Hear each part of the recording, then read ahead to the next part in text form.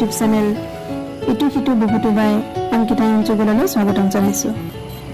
আজি মই আহি আছোঁ পদুমণি আইথানলৈ। লখিমপুৰ ধেমাজিবাসীৰ প্ৰতিজন ব্যক্তিৰ কাৰণে চিৰপৰিচিত এই পদুমণি আইথান। লখিমপুৰ টাউনৰ পৰা ধেমাজিৰ দিশে 15 নং নেশ্যনেল হাইৱেৰে 25 কিলোমিটাৰ আহিলে এই পদুমণি আইথানখন ৰাস্তাৰ একেবাৰে কাষতে পোৱা যায়। মই আজি আপোনালোকক আইথানৰ ভিতৰ চৰাটো দেখাম। তাৰ আগতে মই গছি চাকি লৈ লওঁ আইলে আগবঢ়াবৰ কাৰণে।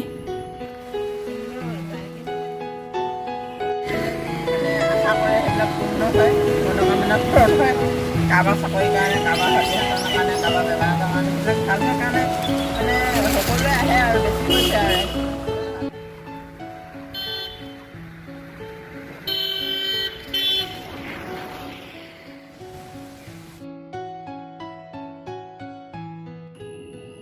দুলুং সংৰক্ষিত বনাঞ্চলৰ অন্তৰ্গত এই এলেকাটো যথেষ্ট ওখ।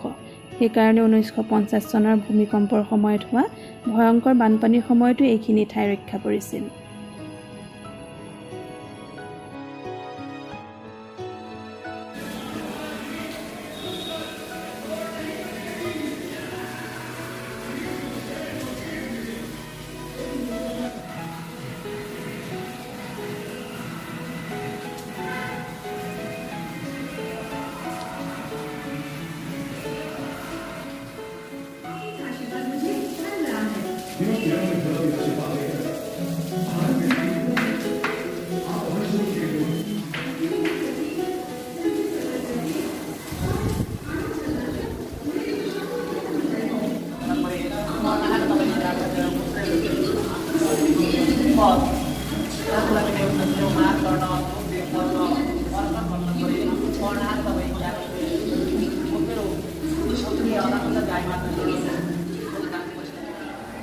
এয়া মোৰ কাষতে এই পদুমণি আইথানৰ এজন পুৰুষে মোৰ লগত আছে।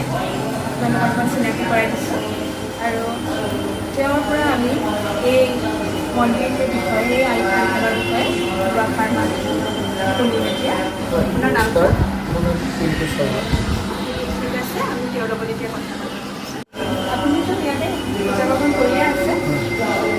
এনেই কিমান মানে মানুহৰ মানে হেৰিলৈ অহা মানুহ, কামনালৈ অহা মানুহৰ এতিয়া লকডাউন যদি আপোনাৰ মন্দিৰ মানে যাত্ৰা কৰি আছে তেনেহ'লে আপোনাৰ আৰু বহুজনৰ বহুতো কামনা পূৰ্ণ কৰি চাগে।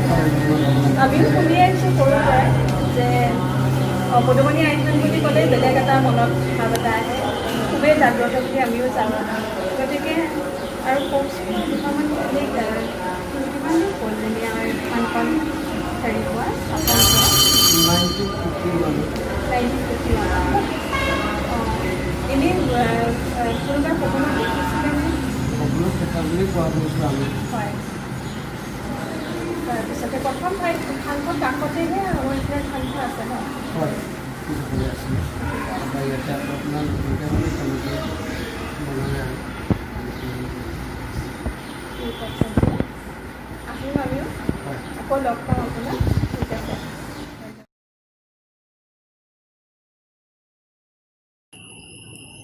এই অঞ্চলৰে এজন ধৰ্মপ্ৰাণ ব্যক্তি প্ৰয়াত ডিম্বেশ্বৰ দাসে নিজৰ সপোনৰ ভিত্তিত এই আইথানখন স্থাপন কৰিছিল।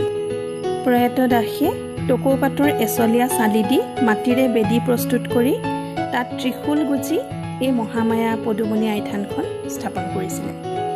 বৰ্তমান সময়ত ভক্তপ্ৰাণ ৰাইজে নিজে ৰান্ধি খাব পৰাকৈ ৰান্ধনিশাল, বিবাহ অনুষ্ঠান আদিৰ কাৰণে সুন্দৰ ব্যৱস্থা আৰু লগতে খোৱা পানীৰ খুব ধুনীয়া সুবিধা, টয়লেটৰ সুবিধা, CC কেমেৰা আৰু ষ্ট্ৰীট লাইটৰ এই সকলোখিনি সুবিধাই আইথানখনত উপলব্ধ।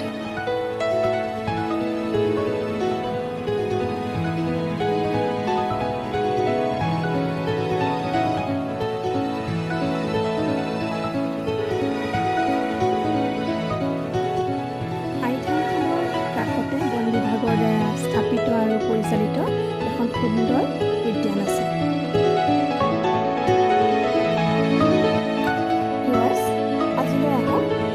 চেনেলটো ছাবস্ক্ৰাইব